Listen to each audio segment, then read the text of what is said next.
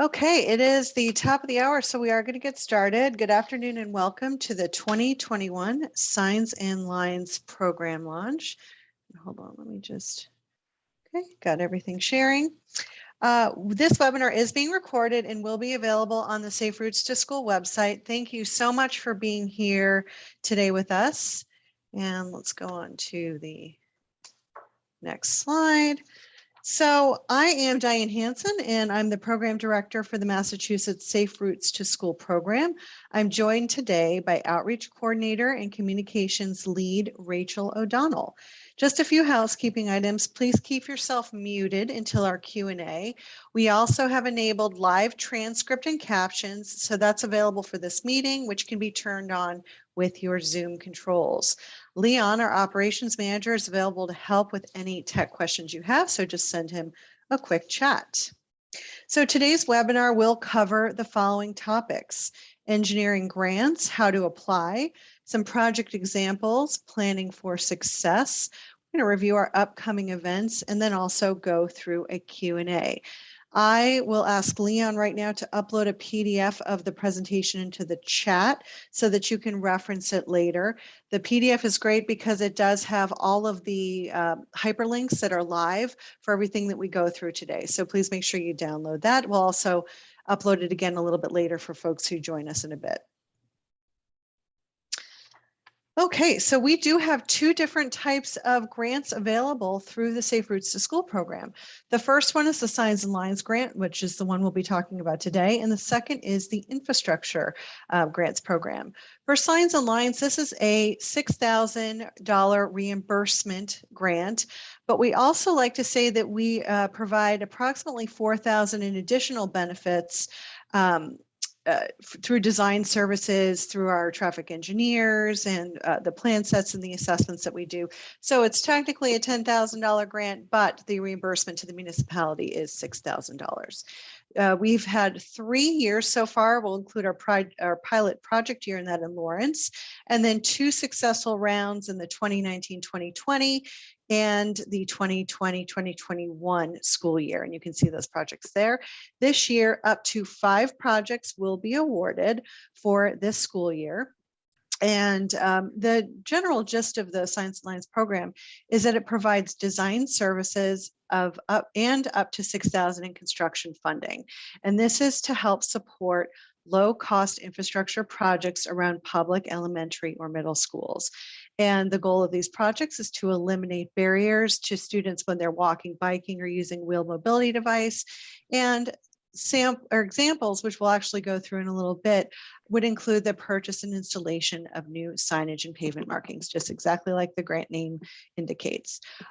If this is too small of an amount for the big plans that you have for around your school, we also have the Safe Routes to School infrastructure grants. Those projects typically range from $300,000 to $2 million. We've had about 39 projects completed since program inception around 2010. 25 projects are in progress, including the 14 and 7 that have been awarded in the last couple of years. So for this year, up to 10 projects will be awarded in the 2021-22 project year. Those projects are programmed well out into the year, so probably into 24-25. So those are much longer term projects. That webinar launch will be on October 15th, so we will have some links to register for that towards the end of the presentation. So let's go into how to apply. So our application is currently available here, and I believe I saw that, Leon, did you post the link in there? The link is also in the PDF.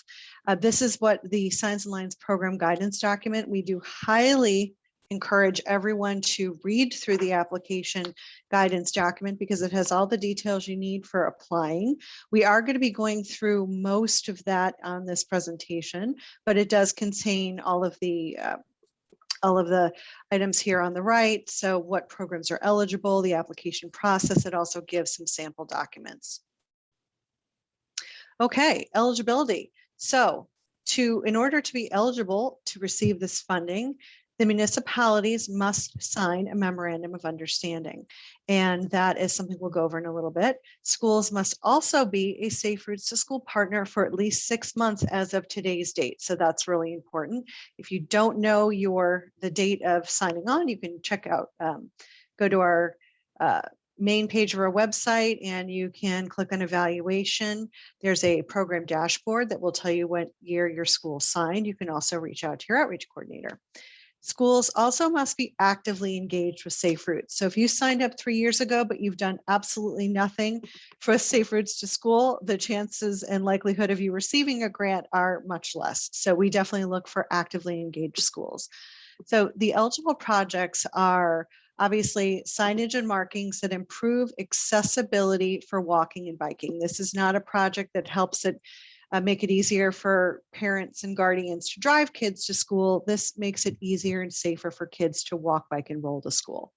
The projects must be within half a mile of a partner school, and the school must serve children in grades K through 8. And we do understand with some regional high schools, they include grades 7 and 8, and that is also acceptable as long as they are a partner school.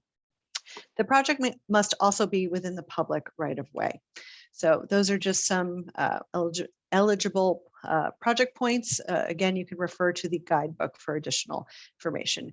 I think the most important part about this project and what makes things successful is that all projects must have community and municipal support.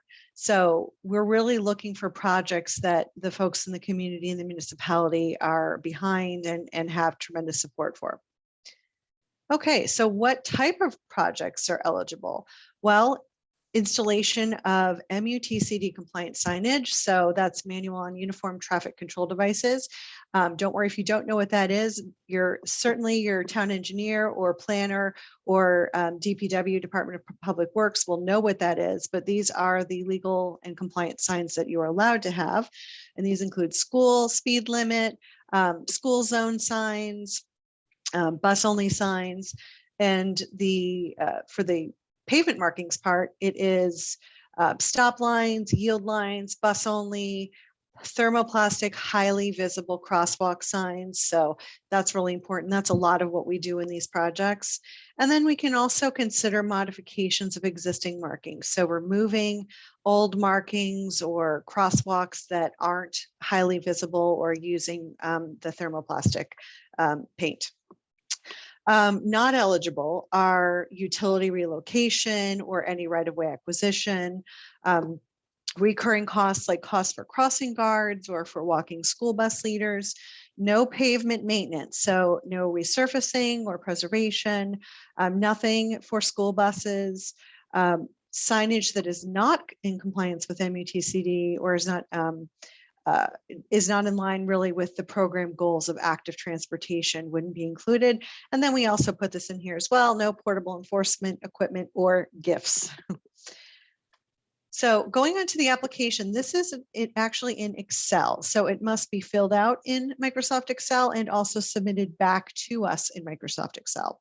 And I'm not going to go through all of the points on the application, but there's 3 sections. There's the applicant information where we do ask for the municipal applicant and the school applicant. So they're considered co-applicants on this.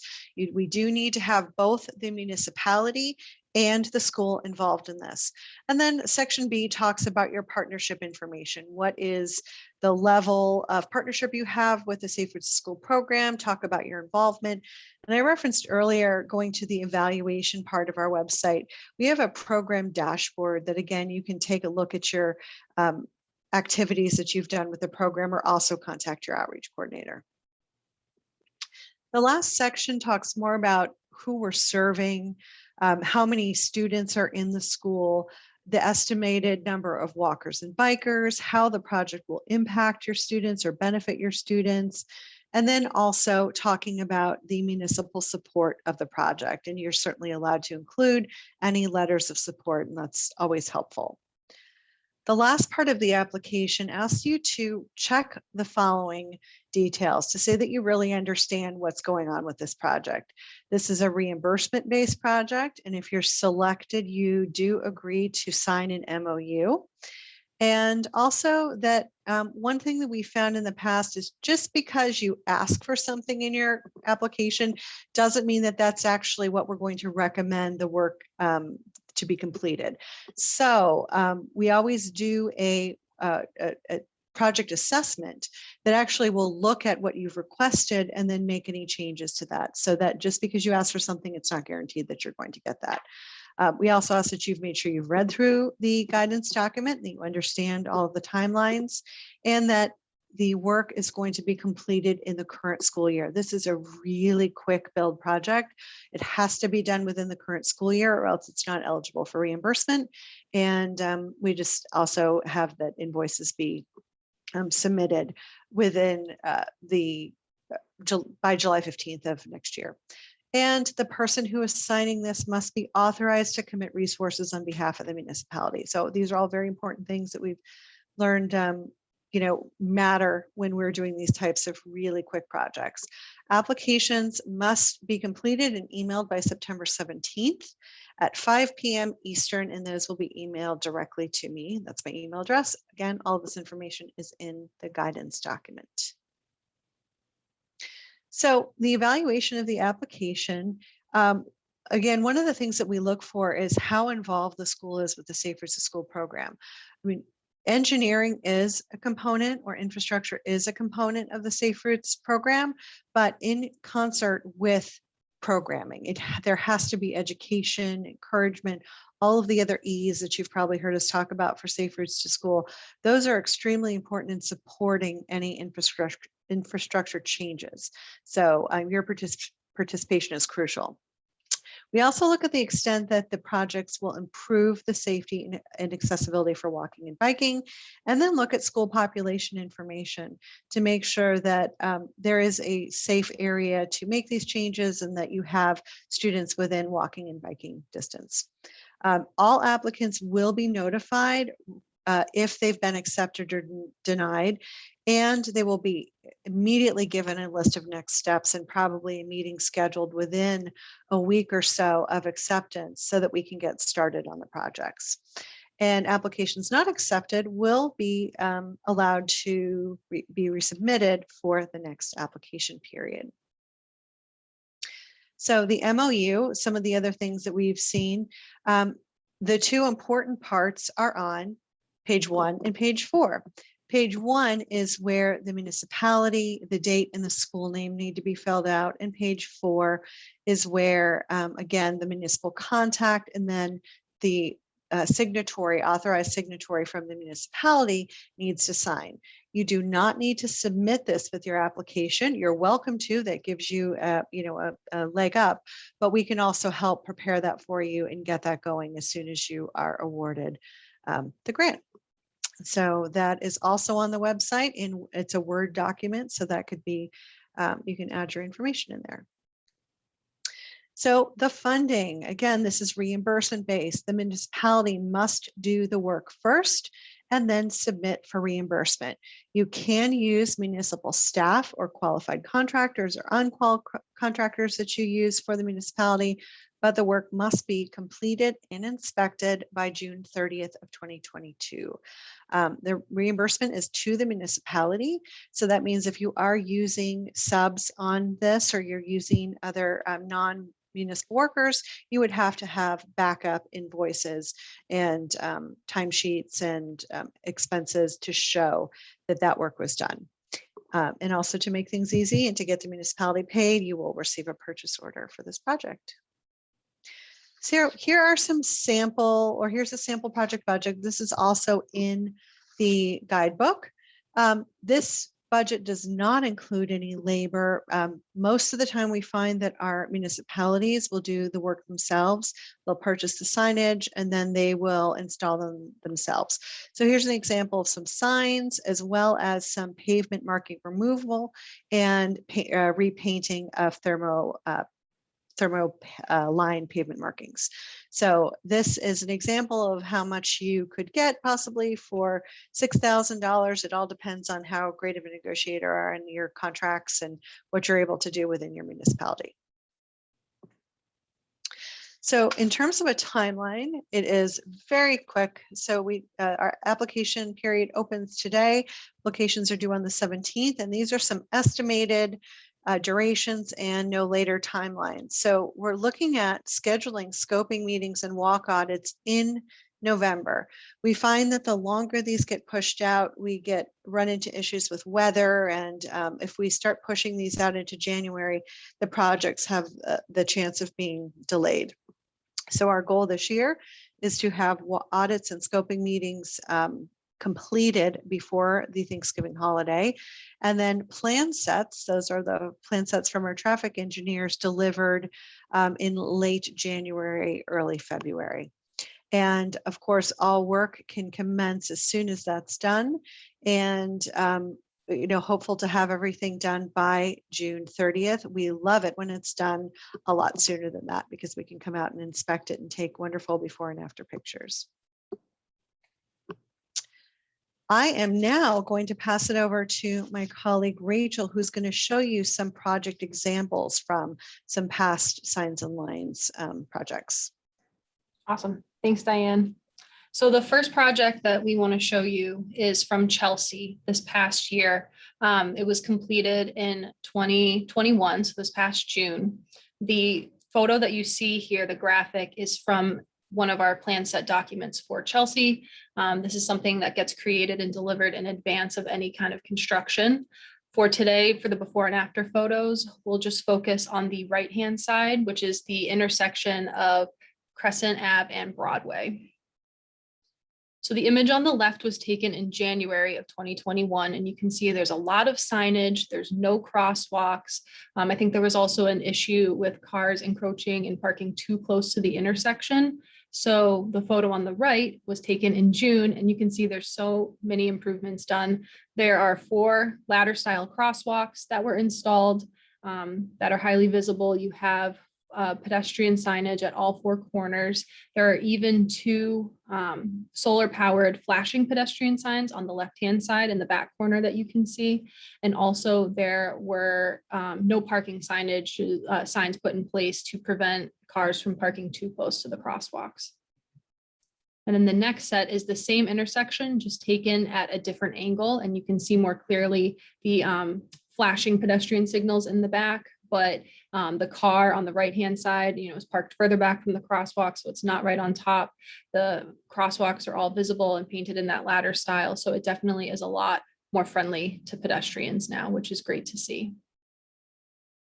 The second example is from Fitchburg, and this was completed the previous project year, so 2020, and this was Rheingold Elementary. So the focus of this project was along Franklin Road and also along Rheingold Ave.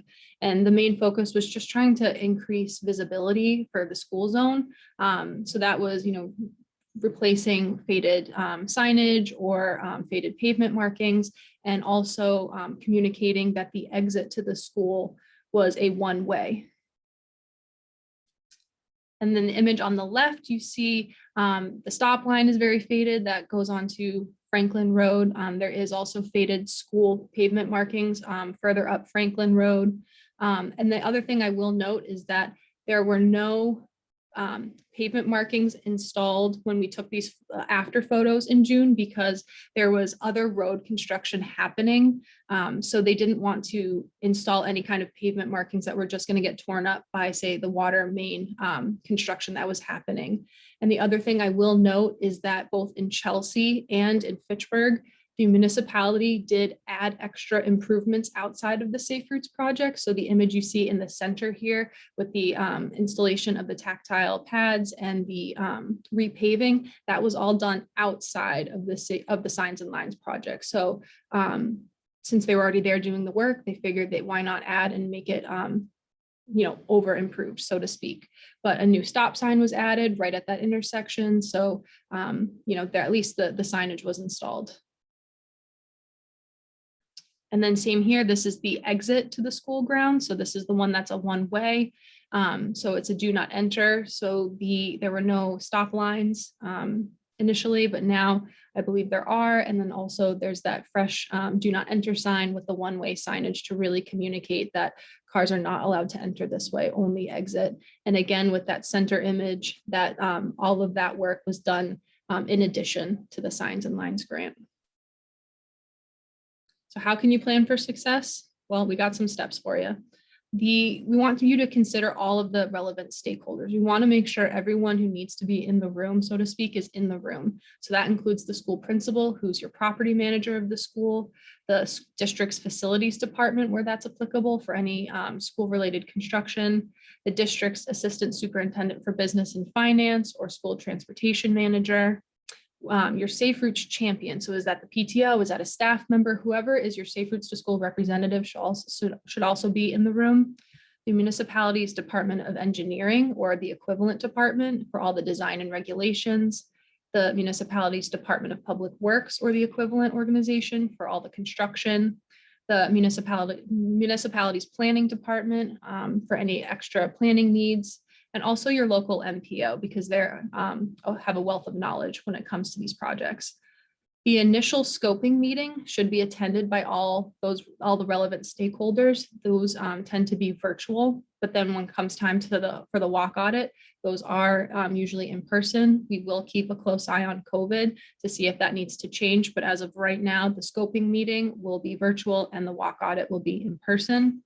And lastly, with these proposed infrastructure changes and designs, the arrival and dismissal procedures and plans will likely change. So we want to make sure the school and the municipality agree on a new plan set when it comes to arrival and dismissal.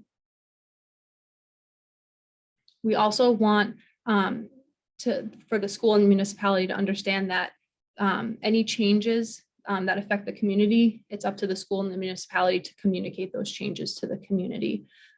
We also want to note that if the project requires changing the directionality of streets or removing parking spaces, those tend to require council or board approval. So it's up to the municipal staff to bring those changes to the governing body in advance of the anticipated construction period.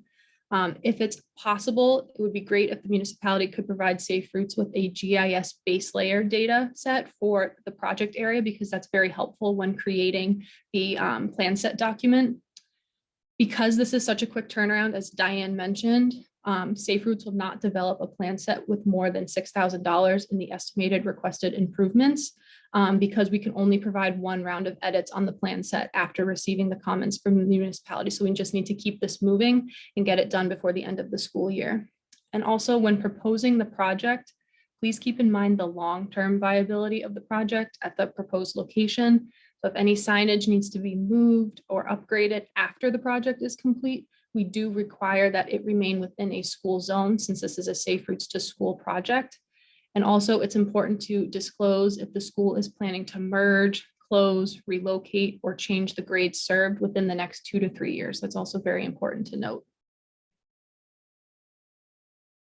And lastly, we just want to reiterate our upcoming events. A week from today, we got our first ever networking call if you want to grow your Safe Routes to School network across the Commonwealth. And also, as Diane mentioned, in October, we have our infrastructure launch information session. So all of these links are live within the PDF that Leon sent, but you can also go onto our website under the upcoming events section and register for all of these at once. So we look forward to seeing you again, and I'll pass it back to Diane to answer any questions. Great. Thank you, Rachel. So we will go into Q&A, and I'm also going to have Leon one more time paste the PDF into the chat for the folks that maybe joined a little bit later. For some reason, you can't see it in the chat after he adds it if you hadn't joined yet. So I think what we'll do is, first, I did see that there was a question in the chat, so I can address that first, but you also have the ability to unmute yourself if you'd like to ask your question live. And if you can raise your hand, if you'd like to do that, we'll then call on you. So Daniel asked, does portable enforcement equipment include signs or materials that would be used to close the street temporarily, like a school street? That's a great question.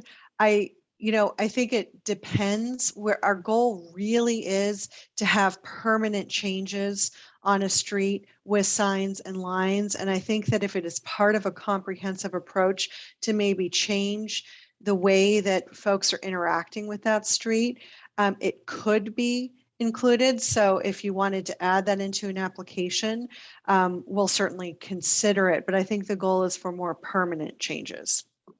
Great question, Daniel. Let's see. What else do we have? When you talk about the public right of way, does that include school grounds or only on city streets?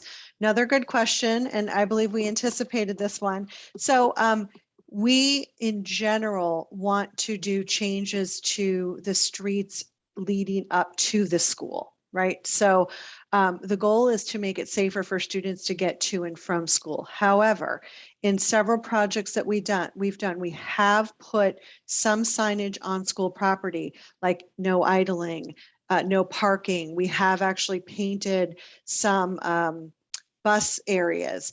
But the overall goal of the project is to be outside of that and onto the main streets around the school and help improve that area. So again, it can be included if it's a small part of it, but the main part really has to be on the streets leading up to the school and within half a mile of the school. Could you show the sample budget again, please? I certainly can. Let me go back to that. See? Let me just move this chat out of my way. Okay. And this sample budget is also included in the guidance document. And this, Leon pasted the PDF of this presentation into the chat as well. So there you go. And this is just a really generic budget. Again, we don't know what your costs are in your municipality of who you're contracting with. We do know that costs have gone up since COVID. And so things probably have changed a little bit since then. But this is just a hopefully good example. Okay. Let's see if we... Leon, do we have anyone raising their hand? No, we do not. I don't see any. Okay. Don't be shy. This is your time to ask any question you ever wanted to know about signs and lines. Should school districts limit this to a single project, or can multiple schools apply? Multiple schools can absolutely apply. Yeah, if you are a Safe Routes to School partner and you've been with us for 6 months or more and you're all active, absolutely. You can all apply.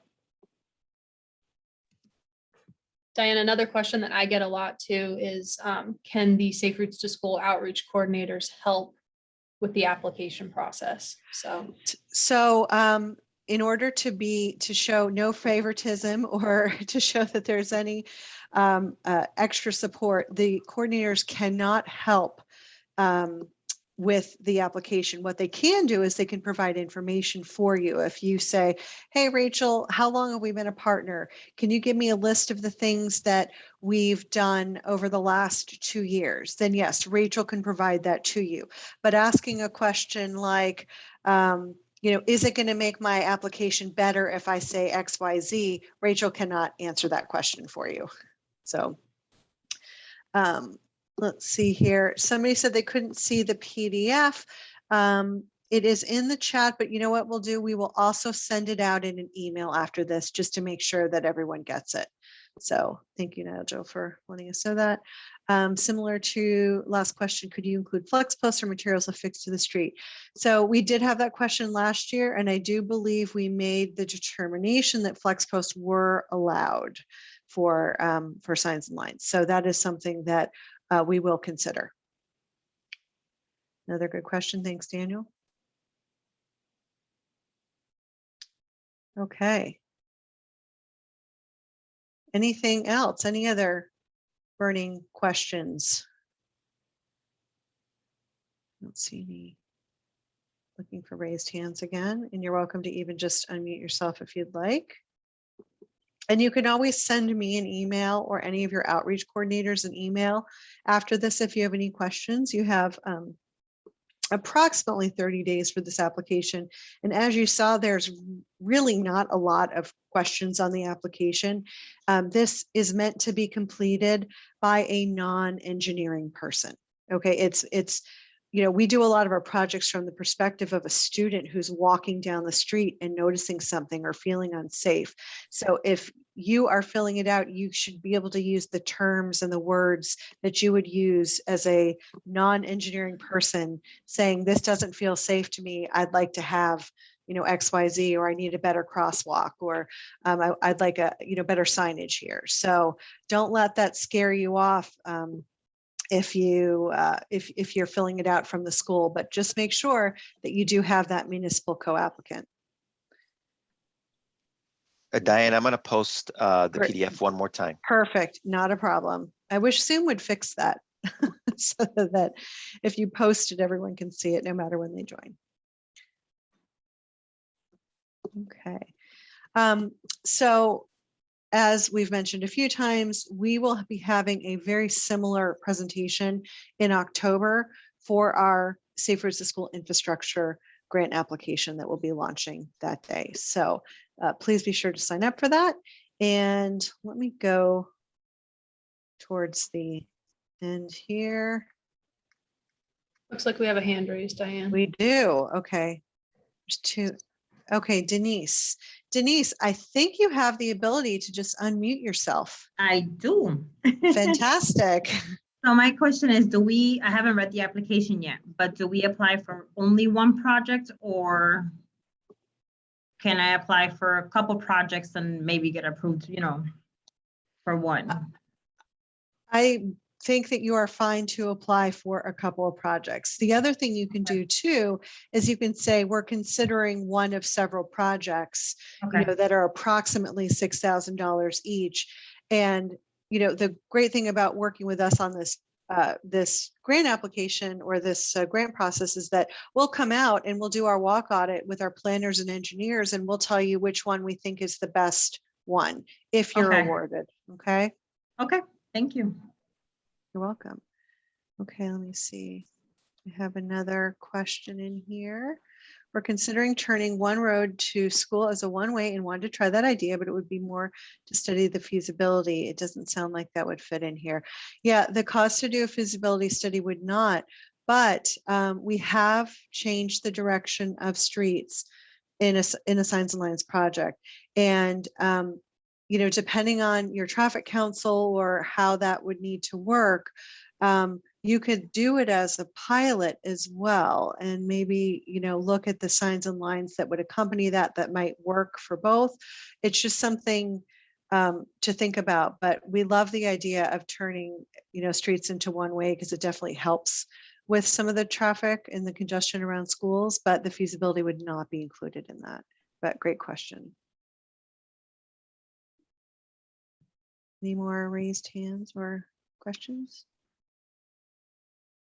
And if any of my outreach coordinators, or we are also joined by Derek from MassDOT, if there's something I've missed or if I've misspoken on something, please chime in, because you all have the ability to unmute yourself. One more question. If we're in the process of getting approval for something that will require new signs and lines, but don't have that in hand by the time, could we still apply? So you're saying you're looking at a project that you're applying for other funding, but if you might want to use this funding for those signs and lines, is that correct? If that is, Daniel, I would say, yes, we have seen that before. It's okay if you don't have it in hand. Again, we're going to come out and do our due diligence, look at everything and tell you where we think the signs and lines should go.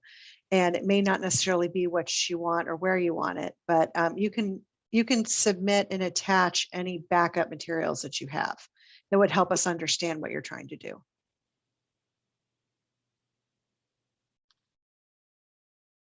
Planner with Cape Cod Mission. Is anyone on this call from municipality on the Cape? Just wanted to gauge interest. Love that. Evan, join our networking call too. You can network with some other folks. But yes, if anyone is here from the Cape, please respond to Evan or send him a chat. And Emily Becker is the outreach coordinator for the Cape and Islands. And if you want to reach out to Emily directly for any of that, you can as well. Okay, do we have any more raised hands or questions? Okay. Well, we thank you so much for joining us. And these were fantastic questions. If you have more, please don't be shy. Just reach out, send us an email. And lastly, best way to stay in touch with us and also to know what's going on are to like us on Facebook, Twitter, Instagram, and LinkedIn. And I think that's all that we have. Rachel, anything else? We good? Looking forward to that's seeing it. all those applications come in. Thank you all and have a wonderful day.